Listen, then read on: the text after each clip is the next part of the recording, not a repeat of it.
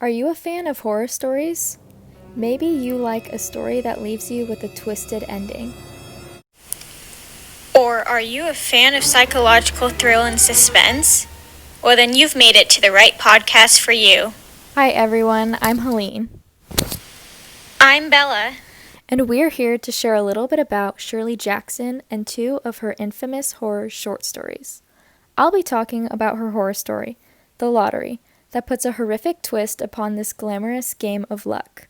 Later, we'll also dive into Shirley Jackson's own life story and see how her own traumas and tribulations contribute to the creation of such mysterious, horrific, and terrifying stories.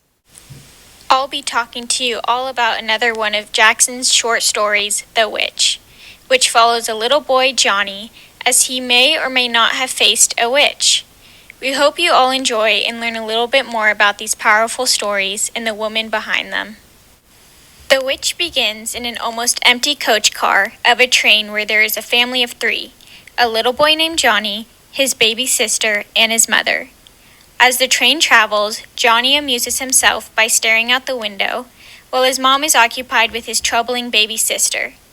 Moments after Johnny informs his mother that he saw a witch through the window, a creepy elder man enters the car.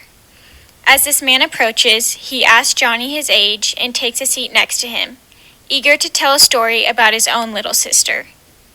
His story starts off great as Johnny is intrigued, but it takes a quick turn down a dark path that just keeps getting more vile as the older man explains his killing of his sister with details.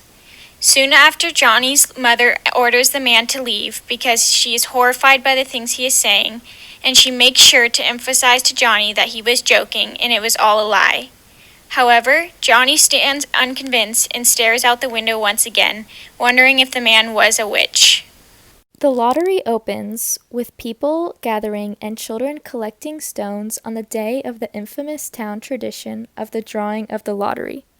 The 300 townspeople gather on this day, June 27th, for the lottery. Eventually, Mr. Summers, who runs the lottery, and the postmaster, Mr. Graves, come to the center of the gathering with the black box. The box contains slips of paper for each family in the town, which the head of the family draws from. Tessie Hutchinson arrives late and joins her husband and children in the gathering, just barely making the beginning of the ceremony. Each family is called, and the head of the family draws a slip of paper from the box. Once each family has drawn, they all open their slips of paper. Tessie Hutchinson's husband's slip of paper happens to be the only one with a black dot. That means the Hutchinson family has been chosen for the lottery. Tessie begins to panic and explains that her husband didn't have enough time to pick and he was rushed. The townspeople do not listen and continue on to the next step. Each Hutchinson family member must now draw a slip of paper. All 5 of them go up, one by one, to pick. Once they have all picked, they open their slips at the same time. Tessie's slip has the black dot. She begins to back away in fear. Mr. Summers tells everyone to hurry up and end the ceremony so they can get to the rest of their work for the day. The townspeople get moving and they all begin to grab stones and move toward Tessie. Tessie is exclaiming that it wasn't fair, just as the first stone hits her in the head. The story ends with the townspeople throwing stones at her. Now that we've talked about the stories, let's talk about the author behind them. Shirley Jackson. She had quite a sad life, one full of trauma and struggles. However, she was able to use these hardships as a way to fuel her creative writing. Her trauma and anxieties are what ended up inspiring her stories and drove her continued theme in all of her stories. The trauma women have faced, as well as the figurative and literal restraints women are put into. Jackson's lifelong trauma and shame was caused by her mother and her husband.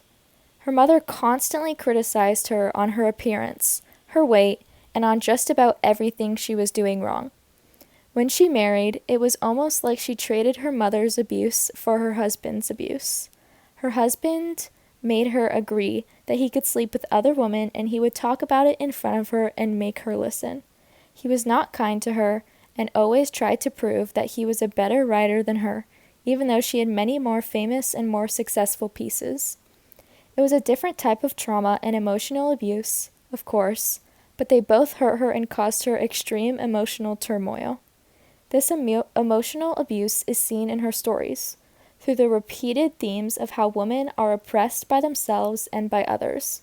For example, in The Lottery, the story represents the way women must sacrifice themselves, their careers and ambitions, and also their lives.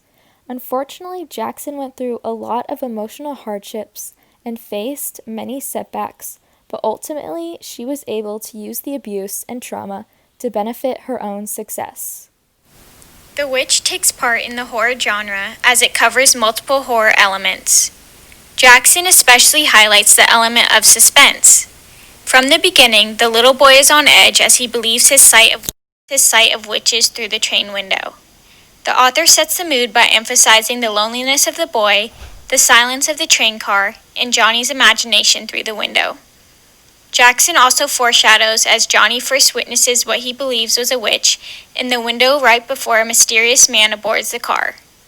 Lastly, the author winds up the presence of the mysterious man with the element of surprise. Johnny enjoys the storytelling from the elderly man until he ends it with the killing and feeding of his little sister. This not only leaves the reader shocked, but also Johnny's mother as she sends the man off on his way in despair. With this surprise, readers are left off wondering if the man really did those horrifying actions. The author's theme is that human nature has a dark side that you can experience when you least expect it. Also, within this dark side, it's difficult to trust people, and in order to do so, you should always be cautious of the unexpected.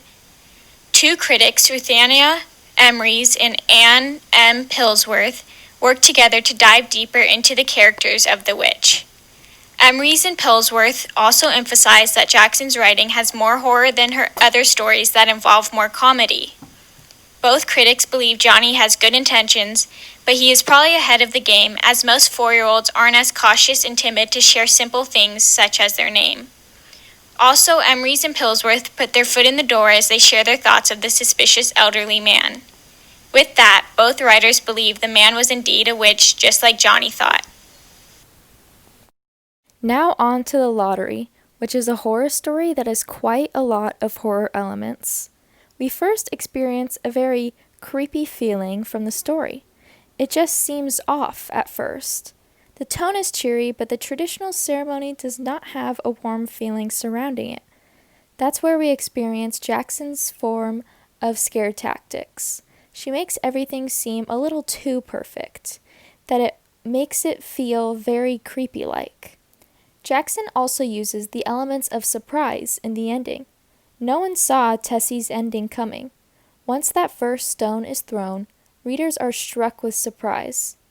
It gives the concept of a lottery a whole new take, one built around fear. Another element in her story is the slight foreshadowing. Tessie showed up late to the ceremony, which made her stand out from the rest of the crowd, already setting her up to be the potential lottery winner. The last element Jackson includes is the element of mystery. The ending is so out of the blue, so twisted and random that it leaves readers with the mystery of it all. I know it left me wondering why. Why did they stone her? Why is this a tradition? Why do they continue to perform this every year? No one has the answers. It is so unbelievable and it just can't be explained. From this unexplainable ending and tradition, we can see how people so easily follow tradition. The story expresses that there is an innate part of human nature that causes people to blindly accept and follow tradition. Jackson's story emphasizes a main flaw in human nature, which is to follow set-in-stone traditions and customs. This can be seen in the disturbing events at the end of the story, when the winner of the lottery wins death by stoning. The message she tried to portray in this story is that there are serious flaws in human nature that cause people to follow blindly without any questions. All right. Well, now that we've dissected just about every piece of Shirley Jackson's life and her two stories, The Witch and the Lottery, I guess it's about time to wrap it up. We are so glad you joined us for this podcast, and we hope you've learned a little bit more about this amazing author and two of her famous works. Yes, we hope you all have a better understanding for her and her storytelling after listening. It's always interesting to know how an author's life affects their stories. Well, thanks for tuning in, and remember to keep reading and learning. This is Helene and Bella signing off.